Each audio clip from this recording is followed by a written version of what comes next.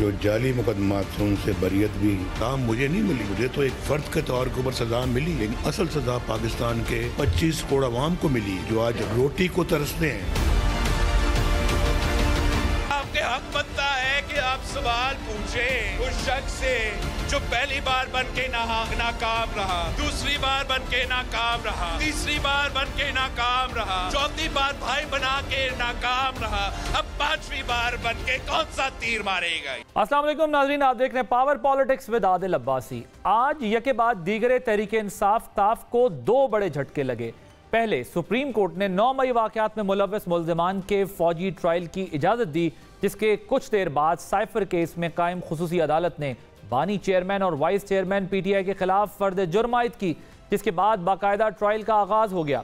अब अगर supreme court की बात करें तो फौजी अदालतें कलअदम करार देने वाले फैसले के खिलाफ इंट्रा कोर्ट अपील में आज उस वक्त दिलचस्प सूरत हाल पेश आई जब दरख्वास्त गुजार जवाद एस ख्वाजा के वकला ने जस्टिस तारिक मसूद पर एतराज़ उठाया और बेंच से अलहदा होने का मुतालबा किया, जिस पर जस्टिस तारिक मसूद ने दो टोक अंदाज में कहा कि मैं बेंच से अलग नहीं होता, क्या कर लेंगे। मजीद कहा कि वकला जस्टिस जवाद एस ख्वाजा का अपना फैसला पढ़ लें। यह बड़ी वजाहत से उन्होंने कहा, जिसमें लिखा है कि बेंच का हिस्सा रहना या सुनने से माजरत करना जज की अपनी सवाबदीद है। इस मौके पर जस्टिस तारिक मसूद ने यह भी इस्तफसार किया कि सेक्शन 2(1)D कलअदम होने के बाद दहशत गर्दों के ट्रायल कहाँ होंगे, जिन्होंने गुज़िश्ता रोज़ 23 जवान शहीद किए। सिविलियंस का ट्रायल अब किस कानून के तहत होगा, जिस पर वकील सलमान अकरम राजा ने कहा कि 2(1)D 1967 में आया, जिसके बाद 1973 के आइन में बुनियादी हुकूक की जमानत दी गई, जिस पर जस्टिस तारिक ने रिमार्क्स दिए कि एक तो बुनियादी हुकूक पता नहीं हमें कहाँ लेकर जाएंगे। आम हालात में ये किसी भी जज की जानिब से बहुत सख्त रिमार्क्स हैं, लेकिन दहशतगर्दी के मखसूस माहौल में रियासती तशवीश का मजहर भी हैं। दूसरी तरफ साइफर फर्द जुर्म आयद होने के बाद बानी चेयरमैन PTI को संगीन नताइज का सामना है, लेकिन PTI वकला का दावा है कि फर्द जुर्म आयद नहीं हुई है। देखना है कि उनकी डेवलपमेंट्स का तहरीक इंसाफ और मजमूई सियासी सूरत हाल पर क्या असर पड़ेगा, क्योंकि गुज़िश्ता रोज़ मियां नवाज शरीफ के खिलाफ मौजूद आखिरी कन्विक्शन भी ख़त्म हो चुकी है, जिसके बाद आज उन्होंने कहा कि इंतकाम नहीं लेना चाहता, लेकिन हिसाब तो बनता है। जो जाली मुकदमा थे उनसे बरियत भी, तीनों मुकदमात में कोई जान ही नहीं। हाई कोर्ट में आए हैं तो उनका खोखलापन पूरी कौम के सामने जाहिर हो गया। जो दुख हमें दिए गए हैं उसका कोई मुदावा है। मैंने लाहौर आके ये कहा था कि मैं किसी इंतकामी जज्बे से यहाँ नहीं आया, हिसाब तो लेना बनता है। मुझे इंतकाम से कोई गरज नहीं है। मेरे साथ जो हुआ सो हुआ, असल सजा तो पाकिस्तान के अवाम को मिली। जो इसका जिम्मेदार है उसका हिसाब लिया जाना चाहिए, वरना मुल्क के साथ ये तमाशा, ये खेल होता रहेगा। सवाल यह है कि मियाँ साहब किसका हिसाब लेना चाहते हैं, इंतकाम और हिसाब का इम्तियाज कैसे होगा। इसके अलावा बिलावल भुट्टो की सियासत भी क्रॉस रोड पर है, जहाँ उनकी कई बातों को आसिफ जरदारी साहब ने जुटला दिया है। इन तमाम इशूज़ पर आज के प्रोग्राम में हम बात करेंगे। स्टूडियोज़ में हमारे साथ हाफिज़ एहसान अहमद लॉ एक्सपर्ट हैं, नासिर हुसैन शाह साहब सीनियर रहनुमा पाकिस्तान पीपल्स पार्टी के, अज़मा बुखारी साहिबा सीनियर रहनुमा पाकिस्तान मुस्लिम लीग नवाज़ की हमारे साथ वीडियो लिंक पर मौजूद हैं। आप तीनों का जो है वो बहुत शुक्रिया। PTI की तरफ से भी हमने कोशिश की कि कोई शिरकत करे, लेकिन आज गालिबन शायद उनके लोग जो है या तो सामने आना नहीं चाहते या जो हैं बाकी कुछ मसरूफ़ थे। इस तमाम मामले पर कुछ लोगों ने माजरत कर ली। हाफिज़ साहब, मैं ज़रा आपसे गुफ्तगू का आगाज़ करूँगा। आपको याद है कि हम पहले भी इसी इशू के ऊपर इसी टॉक शो में बात कर चुके हैं कि ये जो जजेस पिछले फैसले के अंदर कह बैठे थे, बहुत सारी चीज़ें उड़ा बैठे थे, ये एक थोड़ा सा हेस्ट में हमें लग रहा था, बहुत उजलत में फ़ैसला जो है वो किया गया था। आज ये जिस तरह फ़ैसला उड़ गया, फ़ौजी ट्रायल्स की बहाली क्यों ज़रूरी थी और जो गैर आइनी करार देने वाले फैसले से रियासत को क्या नुकसान हो सकता था या हो रहा था। बिस्मिल्लाहिर्रहमानिर्रहीम। मैं थोड़ा सा आपको कंपैरिजन करना चाहूँगा, तो फिर आपको अंदाज़ा होगा कि हमारी सुप्रीम कोर्ट के अंदर जो लेवल ऑफ प्रोसीडिंग्स था वो किस लेवल के अंदर था। आपके सामने दो लॉ जो है वो स्ट्राइक डाउन हुए। एक आपके सामने नैब लॉ स्ट्राइक डाउन हुआ 2023 के अंदर जब चीफ जस्टिस साहब जा रहे थे, और दूसरा लॉ जो स्ट्राइक डाउन किया गया है वो आपका ये पाकिस्तान मिलिट्री लॉज है तीन। जो वो पहला लॉ था उसके ऊपर 52 हियरिंग आई थी और 1.5 साल वो चला था, और उसके बाद एक फैसला आया और वो जो पार्लियामेंट की कॉन्स्टिट्यूशनल पावर थी उसको ओवरराइड करके कहा गया कि पार्लियामेंट का ये प्रेरोगेटिव नहीं है। और उसके ऊपर भी जो था वो दो चीज़ें आई। एक तरफ कहा गया कि पार्लियामेंट की पावर है और कुछ अमेंडमेंट्स को सिक्योर कर दिया गया लीगली, और कुछ पे कहा गया कि पार्लियामेंट की पावर नहीं है और उनको स्ट्राइक डाउन कर दिया गया।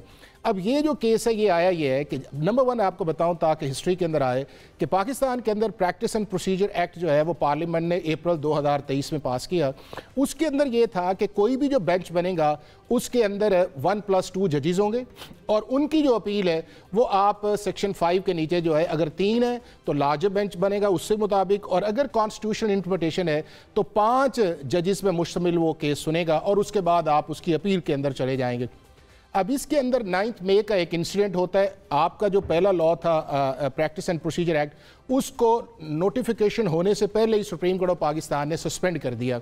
जब 9 मई वाला आया तो चीफ जस्टिस साहब ने इसके ऊपर एक बेंच बनाया, और बेंच था 9 लोगों का। उसमें ये मौजूदा चीफ जस्टिस भी थे और जिन्होंने आज प्रोसीडिंग को प्रिजाइड किया है जस्टिस तारिक मसूद ये भी थे। पहली ही हियरिंग के ऊपर ये कहा गया कि जी चूंकि प्रैक्टिस एंड प्रोसीजर एक्ट जो है आप उसका फैसला पहले करें तो फिर आप इस बेंच को आगे लेके चलें, और 2 जजेस थे उसके अलहदा हो गए। फिर उसके ऊपर प्रोसीडिंग स्टार्ट हुई तो जस्टिस मंसूर अली शाह साहब पे एतराज़ किया गया तो वो पीछे हट गए और बाकी रह गए 6। उन 6 की सिर्फ 3 हेयरिंग्स हुई, और फोकस उसके अंदर ये था कि 184(3) के नीचे जो 9 मई वाला इंसिडेंट है उसको किस तरह रेगुलेट किया जाए। और ये उस बेंच की भी ऑब्जर्वेशन थी कि ये वो लोग ऐसे हैं कि जिनका पॉलिटिकल बैकग्राउंड है, ये वो उनसे आप नहीं कर सकते। तो वो एक स्ट्रक्चर्ड किस्म की जो डिस्कशन थी जो कमांडिंग ऑफिसर की थी उस हद तक बात चल रही थी। उसके बाद हुआ क्या कि प्रैक्टिस एंड प्रोसीजर एक्ट जो है वो आपका वैलिडेट कर दिया, और उससे पहले जो है वो चीफ जस्टिस जो थे वो रिटायर्ड हो गए और बेंच 5 पे आ गया। अब जब उसके बाद पहली उसके अंदर हेयरिंग हुई आपकी उसके 23 अक्टूबर के अंदर आई, तो उसके अंदर जो बात सारी थी वो 9 मई की थी, लेकिन बात उससे बहुत आगे चली गई, और बात चली गई कि आपने जो 1967 की अमेंडमेंट थी 21D और 59(4) जिसकी तरफ आपने इशारा किया है, जस्टिस तारिक ने भी जो 62 के कॉन्स्टिट्यूशन के नीचे बनी, जिसको जो फ्रेमर्स ऑफ द कॉन्स्टिट्यूशन थे उन्होंने आर्टिकल 268 के नीचे उन्हें वैलिडेट रखा, और फिर आर्टिकल 8 और सब आर्टिकल 3 के नीचे जो उन्हें एक्सेप्शन प्रोवाइड की गई, और जब एक्सेप्शन आ गई तो फिर 50 साल से सुप्रीम कोर्ट उसको वैलिडेट कर रही थी। लेकिन सुप्रीम कोर्ट के जो 5 रुकनी बेंच ने उसने 2 लाइनों से आपकी वो 2 अमेंडमेंट्स जो थी उनको अल्ट्रा वायरिस ऑफ द कॉन्स्टिट्यूशन का, और उसके बाद जो आज तक भी उसकी रीजनिंग जो है उसकी जजमेंट नहीं है, और पाकिस्तान की कॉन्स्टिट्यूशनल हिस्ट्री के अंदर इस तरह नहीं, शॉर्ट ऑर्डर था ना वो नहीं। शॉर्ट ऑर्डर भी जब आप देते हैं तो आप उसके अंदर 1, 2, 3 रीजनिंग जरूर देते हैं, और फिर आप कहते हैं कि हम डिटेल रीजनिंग जो है वो बात के अंदर देंगे। अब जब प्रैक्टिस एंड प्रोसीजर आ गया 5 उसके अंदर जजेस आ गए।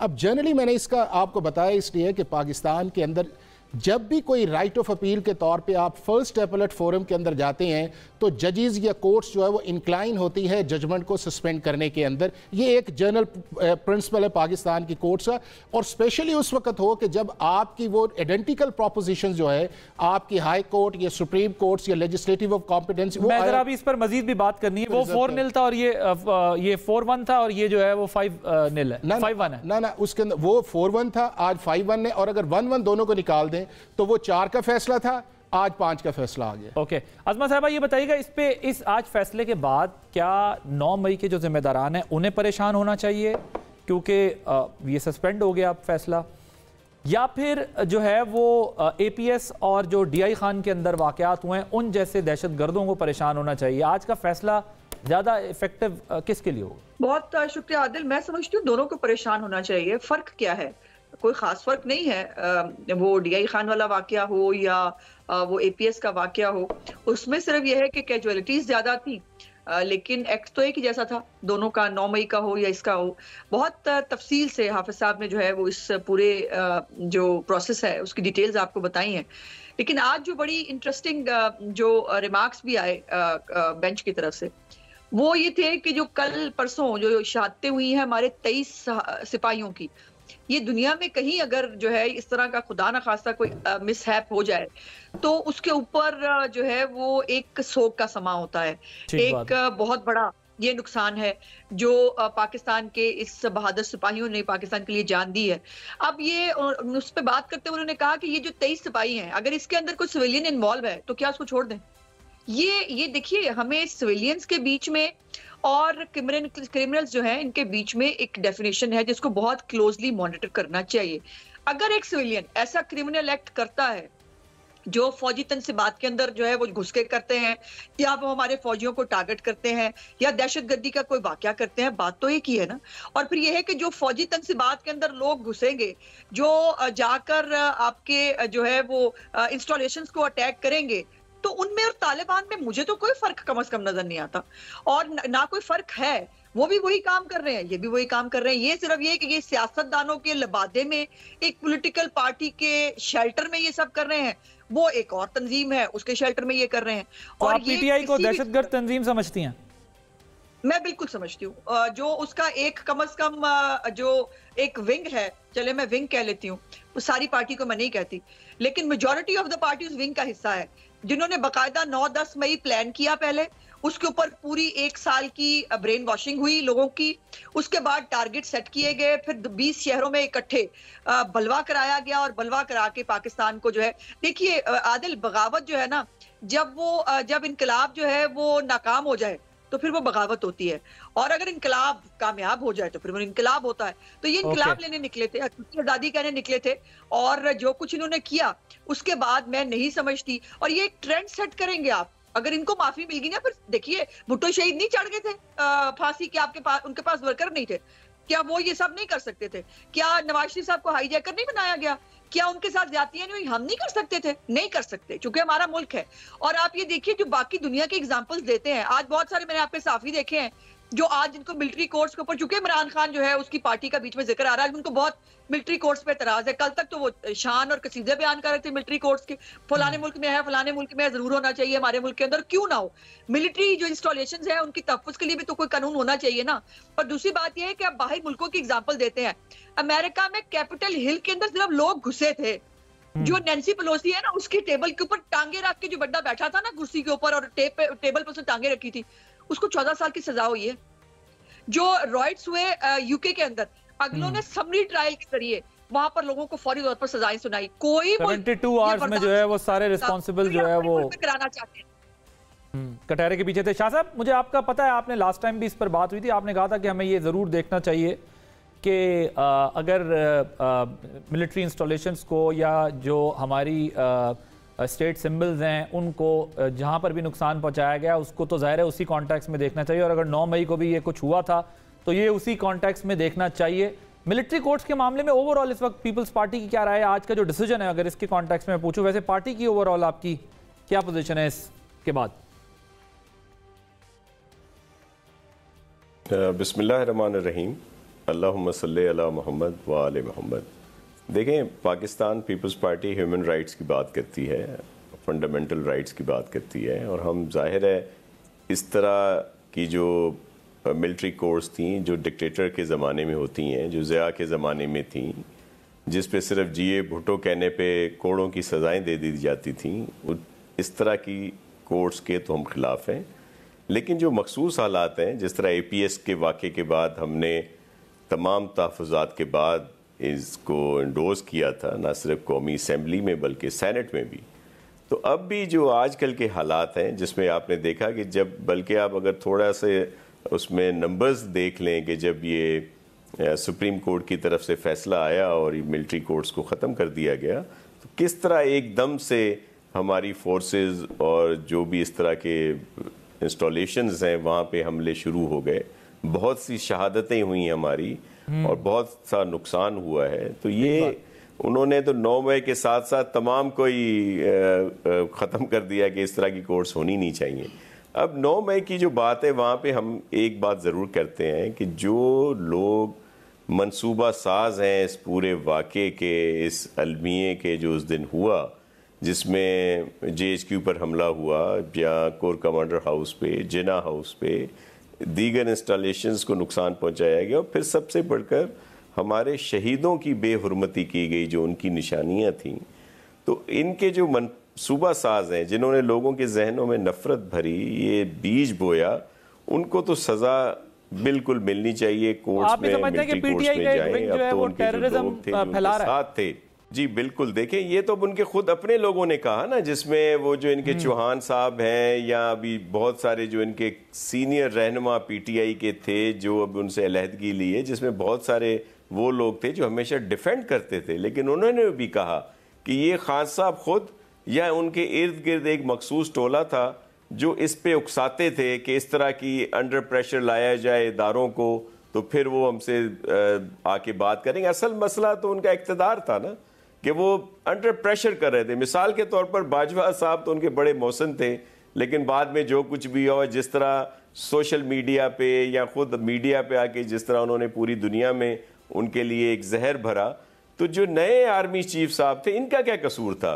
इनको सिर्फ अंडर प्रेशर लाने के लिए कि ये भी बाजवा साहब की तरह उनको दोबारा इक़्तिदार के करीब ले आए तो आके हमसे बात करेंगे, तो ये इनका टैक्टिस था। हमारा बिल्कुल है कि जो मॉब था जिसमें ख़वातीन हैं, बुजुर्ग हैं, बच्चे जवान हैं, जो एक मॉब मेंटलिटी के तहत आ जाते हैं हल्ला शेरी में कि जी ये धरना देना है, जी नारे लगाने हैं, उन लोगों को इन्होंने इस्तेमाल किया। तो उनकी सज़ाएं मुख्तलिफ होनी चाहिए, उनको सख्त सज़ा ना मिले, टोकन सज़ा ज़रूर मिलनी चाहिए, लेकिन जो मनसूबा साज थे और जो असल उसके लोग थे उनको तो ये कोर्ट में अगर चले तो इस पे एतराज़ नहीं होना चाहिए, क्योंकि अगर किसी और चीज़ को नुकसान पहुंचाते हैं तो वो तो दीगर अदालत। लेकिन अगर जाई आप रहे हैं मिलिट्री इंस्टॉलेशन पर, ये मुझे बताइएगा कि अब अगर ताने बाने ये कहते हैं कि जिन लोगों ने ये स्पीचेस करके या हेड स्पीचेस करके या लोगों की जहन साजी की, उनके माइंड मेकअप किए, सारे उसमें ब्रेनस्टॉर्मिंग की गई, तो वो कहते हैं कि ये ताने बाने फिर जाके इमरान खान साहब से भी मिलते हैं। तो वो कहते हैं कि जी क्योंकि लीडरशिप का हुक्म था या लीडरशिप के कहने पे हुआ। मेरे प्रोग्राम में 2 हफ्ते पहले महमूद मौलवी साहब जो कराची से आए थे, PTI के रुकन, वो ये कह चुके हैं। उन्होंने कहा कि भाई एक ग्रुप था जिसके अंदर आर्मी के खिलाफ बात करने के लिए जो है वो खान साहब खुद इंस्ट्रक्शंस दिया करते थे। ये एक वाकया मैं आपको बता रहा हूँ, और जो इनके लीडर अलग हुए उन्होंने भी ये बात की। तो आप क्या समझते हैं कि अगर ये बात इमरान खान साहब तक भी जाती है और उनको भी मिलिट्री ट्रायल का सामना करना पड़ता है, तो ये काबिल कबूल होगा आप दोनों जमातों के लिए? देखिए बिल्कुल होना चाहिए, क्योंकि असल तो हो गया है ना। इनके सिर्फ महमूद मौलवी साहब ने नहीं कहा, इनके बहुत सारे रहनुमाओं ने कहा जो इनके साथ थे कि ये सारा जो मौक़िफ़ था या जो नफरत भरी जाती थी और इदारों को अंडर प्रेशर करने के लिए। बल्कि आप सोशल मीडिया के बहुत सारे क्लिप्स हैं, जब खान साहब अभी सियासत में आ ही रहे थे तो उनकी बड़ी उस वक्त की भी बातें हैं कि जी इतने हजार लोग रोड पे निकल आए तो ये हो जाएगा, जनरल साहब ऐसे कर देंगे, वैसे कर देंगे। ये उनका माइंड सेट था और वो उस पर चल रहे थे कि किसी तरह इन इदारों को अंडर प्रेशर लाएं ताकि वो उनसे बात करें। बल्कि दबाव में लाने के लिए सब कुछ किया जा रहा था। हर जगह पे ये प्लान बनाया था जी, ये प्रॉब्लम ये प्लान बनाया था। बल्कि मैं आपको अर्ज करूं कि कराची में जी मुकम्मल कर लें आप, मैं फिर ब्रेक लें। कराची में जो यहाँ पे उनकी जो कराची में इनकी ऑडियो लीक्स हुई या जो इनके पैगामात जा रहे थे वो क्या थे 9 मई को, यहाँ पे इनके मुकामी लीडर, वही जो एक गैंग है इनके जो इर्द गिर्द था जो इस पे है इन चीज़ों पे, वो कह रहे थे कि जी रीजेंट प्लाजा पहुंचे। जी रीजेंट प्लाजा क्यों पहुंचे? क्योंकि उसके आगे एक साइड पे कोर कमांडर साहब का ऑफिस है, दूसरी साइड पे उनका घर है, फिर हसास इदारों के ऑफिसेज हैं। तो ये एक प्लान देख लेना कि हर जगह पे, ये सिर्फ 1-2 जगह पे नहीं हुआ कि लाहौर में हुआ और पिंडी में हुआ, बल्कि हर जगह पे उन्होंने वापस आएंगे। तो ये साइफर वाला मामला क्या बिल्कुल लंबी सजा की तरफ लेके जा रहा है शाह महमूद कुरैशी साहब को, चेयरमैन PTI को? इस पर भी जरा बात करेंगे आफ्टर दिस ब्रेक।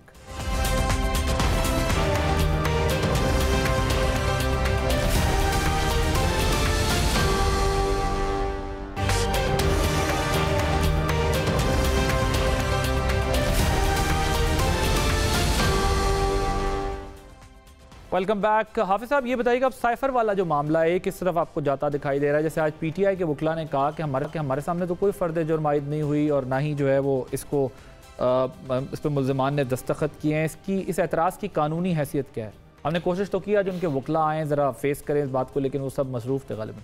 देखें, ये दूसरा केस है कि जिसके अंदर ये आज कहा कि आपको याद होगा कि जब एडिशनल सेशन जज के पास भी ट्रायल चल रहा था तो उस वक्त भी इसी तरह की बात की गई थी कि शायद हमारे सामने जो है वो चार्जशीट नहीं आई और हमने उसको साइन नहीं किए। फिर उसके बाद आप देखें कि जब दोबारा एक साइफर वाला मामला आया तो उसके अंदर भी जो लीगल कॉम्प्लेक्सन से उसके ऊपर बात, बुनियादी तौर पे चीज़ ये है, मैं ये समझता हूँ इसको अगर आप पूरे इस केस को देखा जाए तो केस है क्या है? केस ये है कि आप बतौर प्राइम मिनिस्टर आपका ओथ था और आप लीगली और कॉन्स्टिट्यूशनली अंडर द ऑब्लिगेशन थे कि कोई भी क्लासिफाइड जो इन्फॉर्मेशन है वो आपको लीक नहीं करनी चाहिए। और वो सारे लोग जो पब्लिक ऑफिस होल्डर्स हैं या पाकिस्तान के कॉन्स्टिट्यूशनल पोजीशंस पे हैं वो एक ऑफिशियल सीक्रेट एक्ट का ओथ लेते हैं, और वो जो हमारे सेंसिटिव वाले इलारे हैं वो उनका रेगुलर चलता रहता है कि आप कोई ऐसी इन्फॉर्मेशन जो आपके नॉलेज के अंदर आए आप उसको डिसेमिनेट नहीं करेंगे। उनके वकला डिनाइल में है कि जी इस पर दस्तखत नहीं है। मैं उस पर आ जाता हूँ ना, मैं थोड़ा अब उसके अंदर ये आ गया कि जब आपकी ये चीज़ आ गई तो अगर आप इस सारे कॉन्टेक्स्ट के अंदर देखें जो साइफर का चल रहा है उसके अंदर ये है कि जी बिल्कुल इन्फॉर्मेशन थी, वो इन्फॉर्मेशन हमने डिसेमिनेट की है और डिसेमिनेट करके हमने एक जो रिजीम चेंज की कॉन्स्पिरेसी है उसको हमने पब्लिक की है। और ये मेरा कॉन्स्टिट्यूशनल प्राइम मिनिस्टर का मेरा अंडर ओथ था कि मैं उसको ऑब्लिगेशन था कि मैं अपने पब्लिक को बताऊं कि ये हो क्या रहा है। अब इसका मतलब ये है कि जो आपके ऊपर एक केस बना है आपने उसका प्रोसिक्यूशन ने जो आप पे चीज़ साबित करनी थी आपने उसको अपने ऊपर लेके कि जी मैंने किया है, लिहाजा मेरे पास ये एक्सेप्शन है कि उस एक्सेप्शन के नीचे मैं जाके इम्यूनिटी ले सकता हूँ। तो इसका मतलब ये हुआ कि अब इशू जो सारा चलेगा ये तो प्रोसीजर्स हैं, आज चार्जशीट का कल जज अपने ऑर्डर के अंदर लिख देगा। आपने देखा पहले भी ऊपर गए, ऊपर से जो नीचे सुप्रीम हाई कोर्ट ने भेजा और फिर ट्रायल शुरू हो गया। लेकिन असल चीज़ उसके अंदर जो आएगी, जो असल है वो ये आएगा कि क्या फॉर्मर प्राइम मिनिस्टर अपने इस ओनर्स को डिस्चार्ज कर सकते हैं या नहीं कर सकते, ये वो बड़ा क्वेश्चन मार्क है। और पाकिस्तान का कॉन्स्टिट्यूशन या पाकिस्तान का जो ऑफिशियल सीक्रेट एक्ट है उसके अंदर कोई एक्सेप्शन मौजूद नहीं है कि while holding a public office आपके पास क्लासिफाइड इंफॉर्मेशन आए और आप उसको, अगर लॉ इजाज़त नहीं देता तो आप उसको डिस्क्लोज करें। और ये पाकिस्तान की 1947 से लेके 2022 तक आज तक इस तरह नहीं हुआ कि पाकिस्तान के किसी प्रेसिडेंट ने, प्राइम मिनिस्टर ने या और भी बड़े जो ऑफिसेज हैं उन्होंने इस तरह इंफॉर्मेशन को डिसेमिनेट किया। तो वो जो डीक्लासिफाई करने का क्लेम करते हैं वो किसी सूरत भी प्राइम मिनिस्टर के तौर पर नहीं कर सकते। वो कानून देखे ना कि हर लॉ के अंदर एक एक्सेप्शन है। ऑफिशियल सीक्रेट एक्ट के अंदर किसी जगह एक्सेप्शन प्रोवाइडेड नहीं है कि आप इन सूरतों के अंदर जो है इंफॉर्मेशन को डीक्लासिफाई कर सकते हैं और आपके ऊपर लॉ नहीं आएगा। वहां के ऊपर ये लिखा हुआ है कि आप अगर ऑफिस पब्लिक होल्डर हैं या गवर्नमेंट ऑफिशियल्स हैं, आपके इल्म के अंदर कोई चीज़ आएगी तो आप उसको डिस्क्लोज नहीं करेंगे और ना ही आप डिसेमिनेट करेंगे। अब इस केस के अंदर यह है कि आपने डिस्क्लोज भी किया और आपने एक पब्लिक स्पीच की जो 27 मार्च का उसके आगे किया। और सबसे बड़ा जो है, हमेशा अब्बासी साहब क्रिमिनल मैटर्स के अंदर डिफेंस जो है वो कभी भी ओनस अपने ऊपर नहीं लेता। वो प्रोसिक्यूशन का काम है कि उस चीज को साबित करे कि ये केस बनता है, ये इसकी corroborative evidence है। अभी तक ठीक जा रही है आपके ख्याल में? प्रोसिक्यूशन के अंदर भी लैप्सेस है ना, वो एक अलग सेपरेट उसका इशू है। लेकिन चीज ये है कि जब आपने ओनस उसके ऊपर शिफ्ट कर लिया तो अब चार्ज तो बेमानी रह गया ना। चार्ज तो उस चीज का होता है कि जब आप एक चीज को डिनाइल करें, अब आपने उस चार्ज से तो चलेगी बात, अब आगे ये आ जाएगा, वो कहेंगे जी ये डॉक्यूमेंट है, उनकी स्पीचेस आ जाएंगी। और जब आप वर्बली कहना शुरू कर दें और मीडिया पे कहना शुरू कर दें और आप रिपोर्टर से कहना शुरू कर दें कि नहीं जी ये तो रजीम चेंज है, ये मेरी कॉन्स्टिट्यूशन रिस्पॉन्सिबिलिटी, तो फिर आपका जो डिफेंस का स्पेस है वो कम हो जाता है। और यही स्ट्रैटेजी जो थी आपने देखा होगा कि इलेक्शन कमीशन, अगर वो ये ना कहें तो क्या कहें, उनके पास क्या स्पेस है? देखें, उन्हें जो सबसे बड़ा इसके अंदर अगर फर्ज किया ये होता तो वो ये कहते जो सबसे पहले दिन ये था कि 27 मार्च की जो पब्लिक स्पीच थी वो होनी नहीं चाहिए थी। अगर उस स्पीच की जरूरत थी तो जब नेशनल सिक्योरिटी की मीटिंग आके उसके अंदर फैसला हुआ कि डिमार्शे कर दिया जाए, उसके बाद अगर वो सामने आते तो वो सारी चीजें जो थी उसके अंदर रह जाती। ठीक है, आपने नेशनल सिक्योरिटी से पहले मीटिंग की, फिर आपने उस पर कंसिस्टेंट एक नैरेटिव किया और उस नैरेटिव की बुनियाद के ऊपर आपने एक मीडिया के अंदर जाके कहा। और मैं ये समझता हूं इसके बड़े लीगल और सीरियस रिपरकशंस। आप कहते हैं कि जब डिमार्श हो गया था तो ये कहानी खत्म हो जानी थी। डिमार्शे जब खत्म हो गया था उसके बाद आप पब्लिक जो है अपनी ओपिनियन मेकिंग कर लेते हैं कि जी एक चीज आई थी, ये डिमार्शे आ गए, और वो भी आप इन्वर्टेड कॉमर्स के अंदर करते तो वो बहुत बेहतर। अज़मा साहिबा यानी वहीं तक रहना चाहिए था। अज़मा साहिबा, एक तो ये जाहिर है वो तो खुल के खेलते हैं और वो विकेट से बाहर निकल के खेलते हैं, इसलिए उन्होंने ये समझा और उनका ये ख्याल था शायद मेरी राय में कि एक तो वो एक पाकिस्तानी इस्टेब्लिशमेंट को दबाएंगे इससे और दूसरा अमेरिकन को भी दबा लेंगे और शायद जो है वो कोई रास्ता निकल आएगा डायलॉग का, बातचीत का या मेरी वापसी का। लेकिन दोनों तरफ से मेरा ख्याल है ऐसा नहीं हुआ। एक तरफ लॉबिंग फर्म बना के भी फायदा नहीं हुआ और दूसरी तरफ जो है वो पाकिस्तानी इस्टेब्लिशमेंट के साथ भी उनके मामला ठीक नहीं हो सके और ये मामला यहाँ तक पहुँच गए। अब मुझे ये बताएं, आज मियाँ साहब भी अपने दुखों का मदावा कर रहे हैं, कई साल बाद कहते हैं मुझे रिलीफ मिला है और ये सब कुछ नुकसान पहुँचा है। मुझे ये बताएं, हमारा निज़ाम इंसाफ इसके ऊपर ये सवालात तोड़ते ना, आज का मुजरिम कल का मासूम, कल का मासूम आज का मुजरिम, ये तब तमाम चीज़ें चलती रहती है। क्या गारंटी है कि आज से कुछ साल के बाद जो है वो जो मियाँ साहब कह रहे हैं, वो चेयरमैन पीटीआई ना कह रहे हो खड़े हुए, उनको भी किसी न किसी सूरत रिलीफ मिल रहा हो, या आपके ख्याल में नहीं, वो आप इस नहज पे पहुंच गए हैं जहां निकलने का कोई चांस नहीं है और उनके खिलाफ जो कुछ हो रहा है आज बिल्कुल ठीक हो रहा है? Your take on. नहीं देखो आदिल, आप एप्पल और ऑरेंजेस का कंपैरिजन नहीं कर सकते। मियां साहब के ऊपर जो है वो बेटे से ख्याली तनख्वाह लेने पर उनको नाअहल किया गया था। उसके बाद सुप्रीम कोर्ट की जेरे निगरानी जो है वो 3 रेफरेंस बनाने का बजाय इसके कि नैब अपना माइंड अप्लाई करता, नैब को इन्वेस्टिगेशन करता, उनको डायरेक्ट हुक्म दिया गया और एक ही चीज के ऊपर 3 मुख्तलिफ केसेस बनाए गए। ये एक ही केस भी हो सकता था। और जो है वो आबाओ अजदाद को निकाल के लेके आए, उनकी जो है वो चीजें निकाल के लेके आए, वो जो कर सकते थे। जेआईटी के हीरे चुने और वो हीरे कैसे चुने गए ये भी आपको पता है। इमरान खान के ऊपर केसेस बहुत मुख्तलिफ है। इमरान खान ने जो साइफर के साथ खेला, जो वो मुल्क के साथ खेल गया, और उसकी ऑडियो जो है उसका सबूत मौजूद है, पर उसका ये कहना कि मैंने साइफर गुम ही कर दिया, ये कभी होता नहीं है। साइफर जो है वो किसी इमरान खान की पब्लिक प्रॉपर्टी नहीं है कि वो अपने घर से जो है वो हीरा था जो पिंकी पीनी साहबा को मिला था, उन्होंने अपनी जेब में डाला, वो घर ले गए। ये तो पाकिस्तान की जो है वो आज तक जितने भी प्राइम मिनिस्टर हाउस के अंदर साइफर्स आते हैं उसका रिकॉर्ड मेंटेन किया जाता है। जो एक वजारत खारजा में जाता है उसका वहां रिकॉर्ड होता है, जो फौज के इदारों में जाता है वहां पर रिकॉर्ड होता है। और क्या इससे बड़े बड़े मामला नहीं हुए? संजीदा नौयत का मामला है, आपको नहीं लगता कि कोई चांस है इनके बचने का? सवाल ही नहीं पैदा होता ना। मैं गुजारिश मेरी सुन लो, सिर्फ बात में जो कंप्लीट करना चाहती हूँ कि यहाँ पर इशू ये है कि यहाँ पर एक वजीर आजम जो है वो इस्लामी ब्लॉक बनाने पर, वो करने पर जो है वो फांसी चढ़ गया। और उसने तो ऐसा, आपका क्या ख्याल है, उनको धमकियां नहीं आई हुई थी भुट्टो शहीद को? क्या जो नवाज शरीफ है जब उन्होंने 8वीं धमाके किए, क्या उनके ऊपर हमारे पे सैंक्शंस नहीं लगी? क्या हमें क्या क्या तरह के साइफर्स नहीं आए होंगे?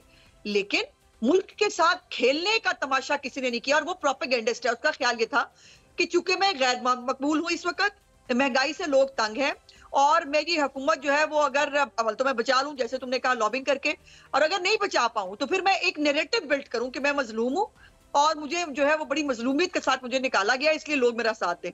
और इस चक्कर में जो है वो इसलिए इस हरकत तक, इस हाल तक पहुंचा कि अब ये अलकादिर ट्रस्ट हमने तो नहीं बनवाया ना।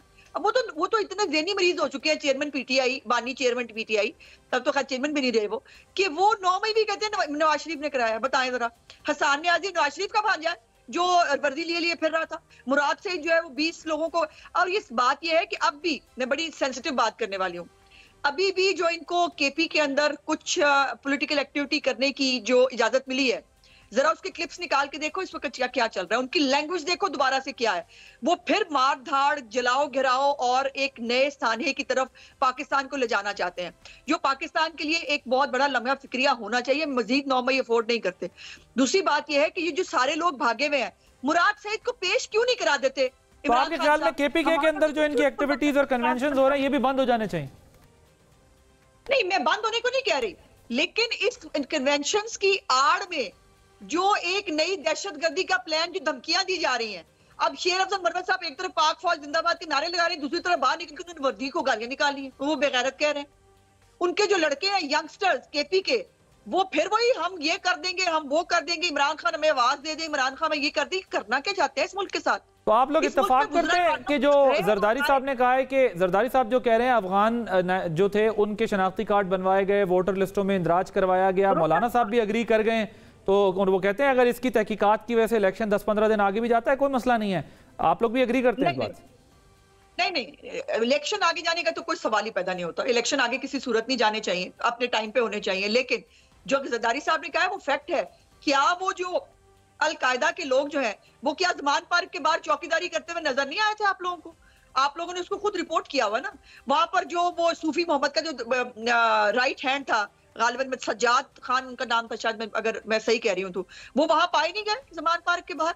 वहां पर जो है वो पाकिस्तानी हुलिये के तो लोग थे ही नहीं वहां पर और ही हुलिये के लोग जो है बैठे होते। पेट्रोल पंप पाकिस्तान की बच्चों को पेट्रोल पंप बनाने किस में हैं, बताएं मुझे। यहाँ पे लेंगे एक ब्रेक के बाद जब वापस आएंगे तो डिस्कशन को यहीं से कंटिन्यू करेंगे आफ्टर दिस।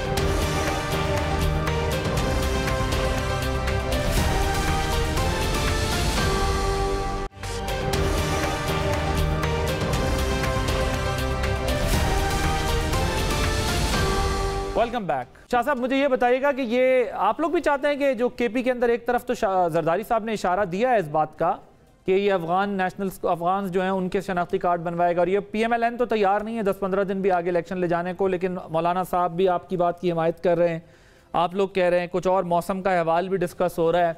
ये तमाम बातें हैं जो इस वक्त ज़ेर गर्दिश हैं।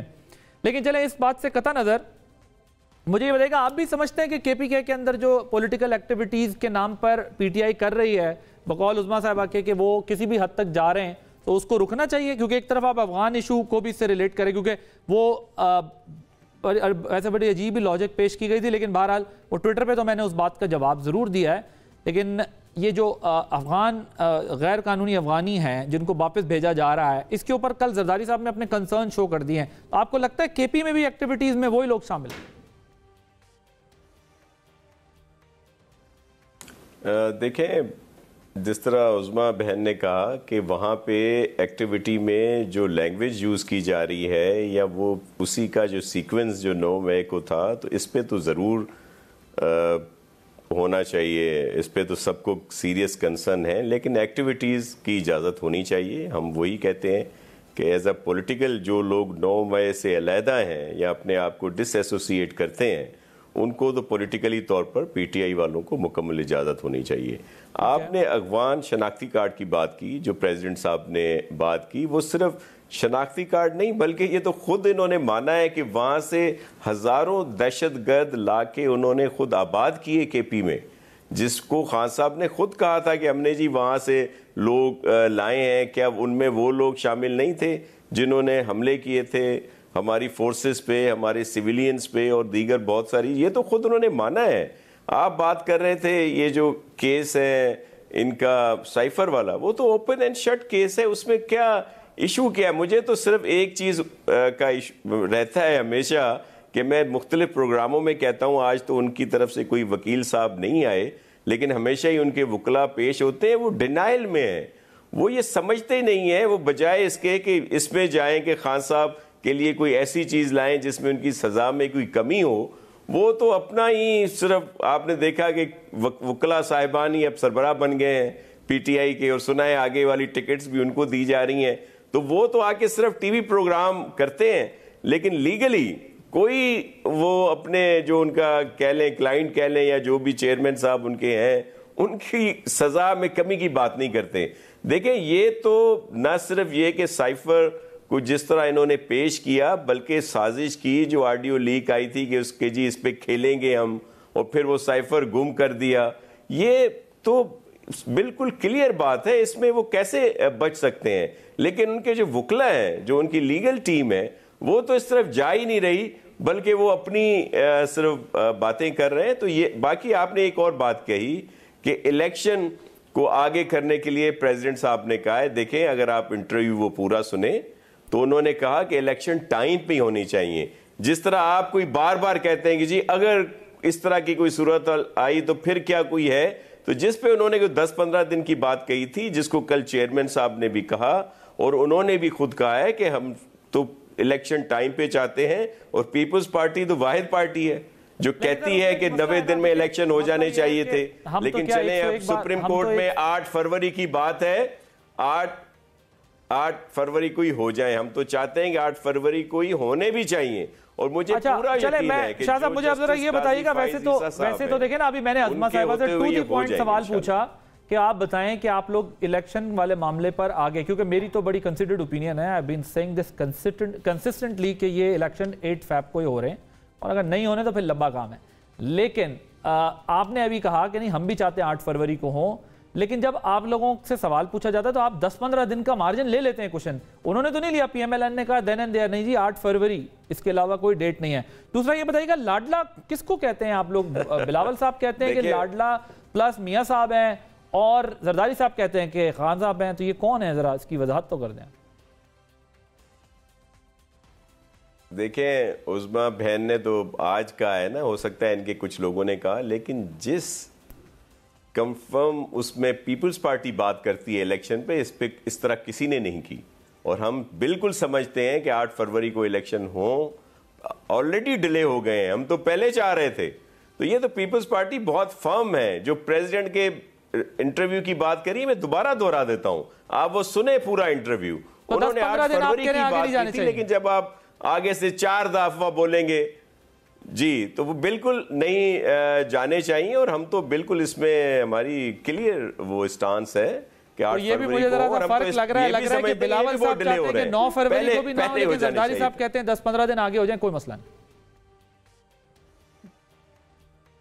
नहीं, ऐसी कोई बात नहीं है। मैं दोबारा दोहरा देता हूं कि प्रेसिडेंट साहब ने ऐसा नहीं कहा। उन्होंने जब बार बार पूछा गया कि जी ये चीज होगी, अगर होते हैं, तो उन्होंने कहा अगर इसमें उन्होंने कहा कि 10-15 दिन का अगर कोई होता है तो उस पैराए में कहा। अदरवाइज वो भी चाहते हैं कि 8 फरवरी को आपने लाडले की बात की, केसेस की बात की। देखें, पीपल्स पार्टी का क्लियर स्टांस है कि जो खान साहब को अपना मियां साहब को जो सजा हुई थी वो गलत हुई थी, जो बेटे से तनख्वाह न लेने पे। लेकिन ये बड़ा अलमिया है कि हमारे यहाँ इस तरह के केसेस होते हैं। पीपल्स पार्टी तो इसको बहुत अरसे से भुगत रही है। खैर से PMLN वालों ने बहुत सारे केसेस बनाए थे हम पर, बाद में PTI वालों ने जब PMLN पे बनाए तो फिर उनको थोड़ा सा ख्याल आया, फिर अब PTI वालों पे बन रहे हैं तो वो भी इस तरह की बात करते हैं जिसमें वो एक नज्म के 2 मिसरे हैं कि जो हम पे गुजरे थे रंज सारे, जो खुद पे गुजरे तो लोग समझे। लाडला कौन है सर? और ये भी बताइएगा ये नारा क्या लगा दिया बिलावल साहब ने कि बिलावल साहब ने ये नारा जो लगा दिया है कि मियां तेरे जानिसार बशीर मेमन रावनवार। देखिए, ये इश्यूज हैं अपनी जगह पे, इस तरह की चीज़ें सामने आ रही हैं जिसकी वजह से इस तरह का तनाव की सूरत हाल है। मैं वो सियासी कारकुन हूँ पाकिस्तान पीपल्स पार्टी का जो चाहता हूँ कि आग को बुझना चाहिए, आग पर ज़्यादा तेल नहीं छिड़कना चाहिए। लेकिन बड़ी माजरत के साथ चले, आपको मैं नहीं कहता, लेकिन बहुत सारे मीडिया जो है वो फपे कुटनियों का किरदार अदा कर रहे हैं, किसी न किसी तरह लड़ाई हो ये बताएं, वो पहले मैं तो भी आपको नहीं कह रहा, बाप में इख्तिलाफा डलवाने की कोशिश करते हैं, फिर पॉलिटिकल पार्टीज में इस तरह की बातें कर। जी शाजी, मैं आपको नहीं कह रहा, मैं खुलकर बिलावल साहब को और जरदारी साहब को कह रहा हूं कि जरदारी साहब कहते हैं कि मियां साहब को नहीं, इमरान खान साहब को हम कहते हैं लाडला, और बिलावल साहब कहते हैं नहीं मियां साहब लाडले। और ये भी मैं आपको नहीं कह रहा, मैं बिलावल साहब को कह रहा हूं कि वो रोज एक ना एक ऐसा बयान दाग देते हैं कि मीडिया की शाम जो है वो अच्छी गुजर जाती है गपशप करके। अब वो कह रहे हैं कि मियां तेरे जानिसार बशीर मेमन रावनवार। या तो आप उन्हें रोकें, पूरा मीडिया आप कैसे रोकेंगे अगर वो एक जलसे में कह देंगे? मैं इसका जवाब लूंगा जरा क्विकली। आप you wanted to add a point पर मैंने ब्रेक। जी मैं कल उनके साथ था। हाँ, फिर जी शाह साहब आप साथ थे तो क्या हुआ? जी मैं कह रहा, कल मैं साथ ही था, वहां कोर्ट में हम लोग थे, तो वहां पे किसी ने सवाल पूछा था, तो जिस पे चेयरमैन साहब ने वजाहत की कि लियारी के जो हमारे जियाले हैं उन्होंने कोई नारा भेजा है जो व्हाट्सएप पे, सोशल मीडिया पे, तो वो उन्होंने उस वक्त यही कहा। तो ये उनका अपना नारा नहीं है, वो नहीं मानते इस नारे को, किसी लियारी के वाले का नारा है। जी उन्होंने तो बताया है ना कि ये हमारे जियालों ने भेजा है वहां पे बना के, वो बड़े अच्छे बिलीव नहीं करते, बिलावल इस तरह की चीजें बनाते हैं, बिलावल साहब इसमें बिलीव नहीं करते। जी नहीं, बिलीव की हद तक देखें मैं आपको अर्ज करूं, उसमें बहुत सारे इश्यूज हैं, बिलीव करने की भी मुश्किल हो जाएगा काम थोड़ा। नहीं मैं आपको और भेज देता हूं ना, आपको दूसरे क्लिप्स, नहीं मैं आपको अर्ज करूं, इस तरह की क्लिप्स आपको भेज देता हूं जिसमें ये सारी चीजें आई हैं, जिसमें बहुत सारे इश्यूज हैं। देखिए, हम बहुत सारे लोगों का जिक्र करके उनको अहमियत नहीं देना चाहते, वो हमारे लिए अहम नहीं है। अच्छा, जो इसमें बिलावल साहब कह रहे थे, मैंने इसलिए कह दी ये बात, मैंने फिर ब्रेक लेनी है। जी शाह साहब, ठीक। देखिए, मैं इसमें एक ही चीज़ कहूँगा कि ये जो इलेक्शन शेड्यूल 8 फरवरी का आया है, ये इलेक्शन कमीशन ऑफ पाकिस्तान ने भी नहीं दिया, ये प्रेसिडेंट ऑफ पाकिस्तान ने भी नहीं दिया। इसकी एंडोर्समेंट जो है वो सुप्रीम कोर्ट ऑफ पाकिस्तान ने की, और सुप्रीम कोर्ट का बड़ा क्लियर ऑर्डर है, अगर इसके अंदर कोई अमेंडमेंट आएगी या चीज़ आएगी तो वो सिर्फ उसी सूरत मुमकिन है with the concurrence of the chief justice of Pakistan जो इस बेंच को ले रहे थे। तो लिहाजा अभी हम इस बहस में पढ़ना ही नहीं चाहिए, there is no such delay. और आप ये देखिएगा कि 15 जो है, मेरा ख्याल है वो 56 दिन बनते हैं, परसों जो है। मैं तो बहुत दिनों से कह रहा हूँ इलेक्शन टाइम पे है, जब पॉलिटिकल पार्टीज भी अगर मगर लगा रही है। जी अजमा साहब, आप मुझे यकीन है आप इस पर रिस्पॉन्ड करना चाह रही होंगी कि जो अभी शाजी ने बात की, शाजी ने बहुत संभालने की कोशिश की है। प्रॉब्लम यह है, बिलावल साहब एक बयान देते हैं, जरदारी साहब इंटरव्यू दे देते हैं। अब हमारे शाजी दोस्त हैं, प्रॉब्लम तो ज़ाहिर है हो जाता है ना, टॉक शो में ज़ाहिर रात में बैठना सबके लिए बड़ा मुश्किल हो जाता है। बयानात के बाद। वो आप ये कह रहे हैं कि इन बातों पे ध्यान नहीं देना चाहिए, लेकिन मुझे ये बताएं कि वो बिलावल साहब क्यों गुस्से में हैं? जरदारी साहब तो आकर उसको कवर कर देते हैं इंटरव्यू को।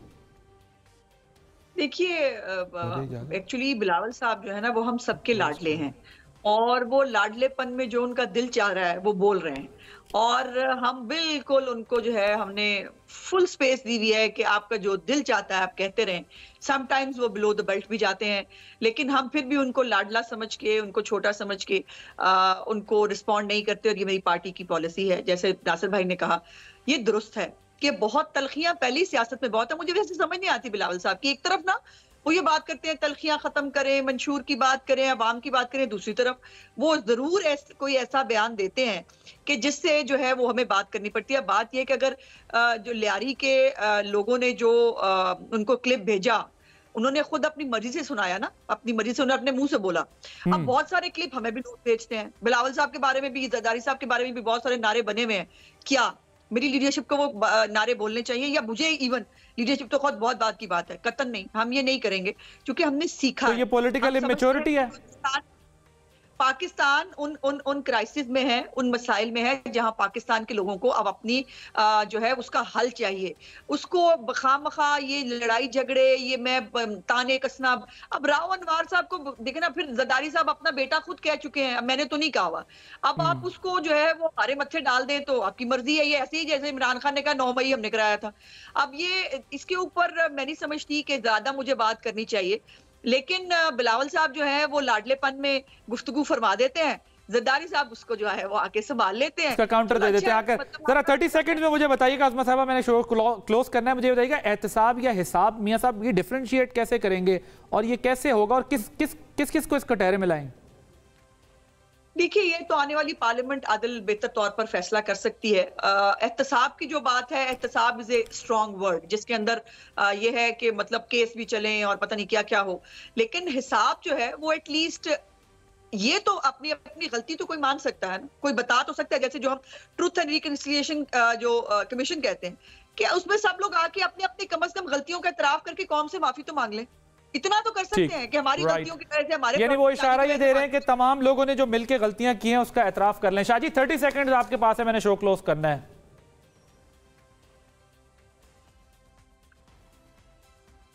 किस बात पे? अज़मा साहिबा ने कहा है कि हम तो बहुत अवॉइड करते हैं, बिलावल साहब को चाहिए कारकुनों के बयानात ना दिया करें, पब्लिकली बात ना किया करें। ये बात अगर हम भी अपने कारकुनों की करने लग जाएं तो फिर तो मसला खराब हो जाए। इस बात देखें, अज़मा बहन की इस बात को मैं वेलकम करता हूं कि इस तरह से ही रहना चाहिए, क्योंकि मैं आपको ये भी बता दूं, जिस तरह उन्होंने कहा, हमें भी अपनी क़यादत की तरफ से ये है सख्ती से मना कि हमने किसी लीडरशिप के ख़िलाफ़ नहीं बात करनी। हम तो हमेशा मियाँ साहब के लिए मोहतरम मियाँ साहब कहते हैं, और मरियम साहिबा के लिए काबिल इज़्ज़त व एहतराम बहन समझते हैं हम उन्हें। तो ये होना चाहिए, और कुछ लोग बेहतर हों जो बेहतरी की तरफ जाएं। कुछ होता है, हर पार्टी में मुख्तलिफ लोग होते हैं, कोई और पता नहीं क्या बोलता होगा, PMLN से भी बहुत सारे बयानात आते हैं, इस तरह हमारी पार्टी की तरफ से भी आते हैं, तो लिहाज जरूर रखना चाहिए। Thank you so much Nasir Hussain Shah साहब, हाफिज एहसान अहमद साहब, अज़मा बुखारी साहब, बहुत शुक्रिया। नाज़रीन आपने प्रोग्राम देखा, आदिल अब्बास को इजाज़त दीजिए, अल्लाह हाफ़िज़।